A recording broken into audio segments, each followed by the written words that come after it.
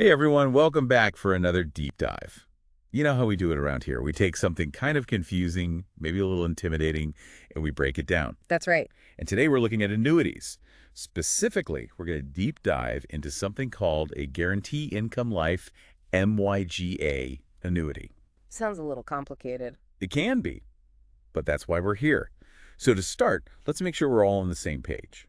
An annuity, in the most basic sense, is a contract with an insurance company. You give them some money. Exactly. Yeah. You hand over a chunk of change, and in return, they promise to pay you back later. Usually with some interest or growth added on top. Now, our source material today is a marketing brochure for this specific MYGA annuity.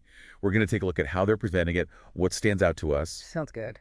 And just a reminder before we get into the weeds here, we're not offering financial advice. Definitely not. This is purely informational. We're just exploring the information together. Always a good idea. All right, so let's jump into this brochure. One of the first things that jumps out at me is this big, bold claim at the top, right? It says, maximizing retirement income. Yeah, I see that. It's a catchy phrase. I mean, who doesn't want to maximize their retirement income? But what does it actually mean in the context of this MYGA annuity? What are we really talking about here? Well, I think they're trying to highlight the features of this MYGA that they see as major benefits. First off, they're emphasizing the guaranteed fixed interest rates. Guaranteed, okay. Which means that for a set period, usually between 3 and 10 years, your money is going to grow at a predictable rate. No matter what the market's doing, you're locked in. That's a big deal for some people, right? Absolutely. Especially if you're risk averse or nearing retirement. They're also really playing up the tax-deferred growth. This means you don't have to pay taxes on the interest your money is earning until you actually withdraw it. Okay, so that's good for planning ahead. Exactly. It can be a pretty significant advantage, especially for long-term financial goals. And to top it off, they're offering some flexibility with withdrawals. After the first year, you can take out up to 5% of your money annually without any penalties. So it's not totally locked up. Right. You've got some options if you need access to a portion of your funds. Interesting.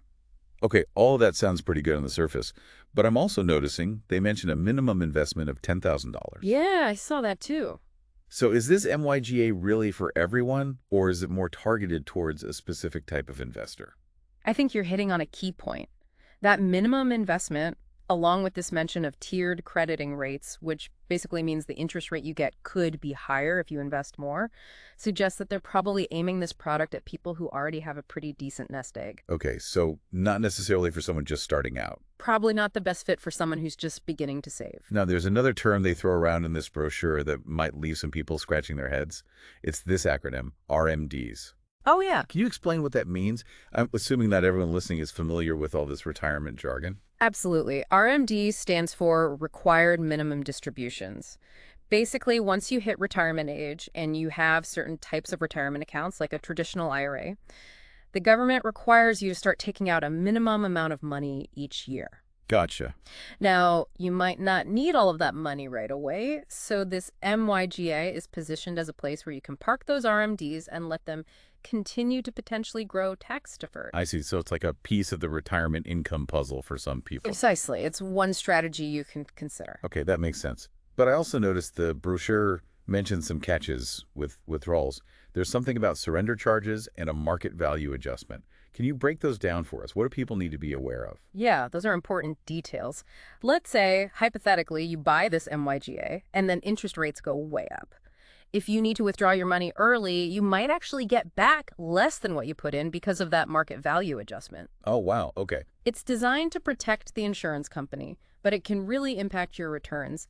And then there's the surrender charge. Right. Which is basically a penalty you have to pay if you take your money out before a certain amount of time has passed.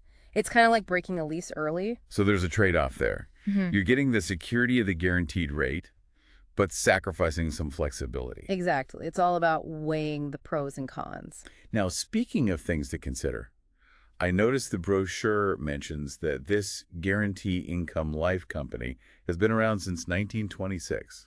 That's a long time. Does that give them an edge in terms of reliability, do you think? Well, a long track record can definitely be reassuring. I'll give them that. But it's not a guarantee of anything. It's like judging a restaurant just because it's been open for decades. Right. You still want to check those recent reviews, right? Make sure the food's still good. Huh. Good analogy. So While their history might give you some peace of mind, you still need to do your due diligence. Research their financial health, check their ratings, make sure you're comfortable with their current standing before you commit any money. Smart advice. Yeah. Always do your homework. All right, so to sum up what we've learned about this MYGA annuity today, it offers predictable growth, which can be really appealing, especially as you get closer to retirement.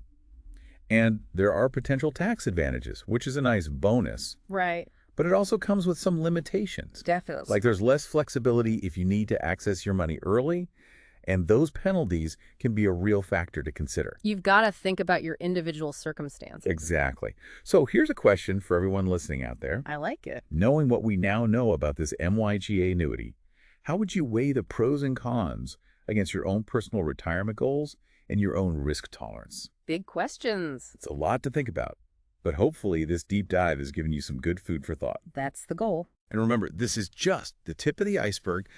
Don't stop here.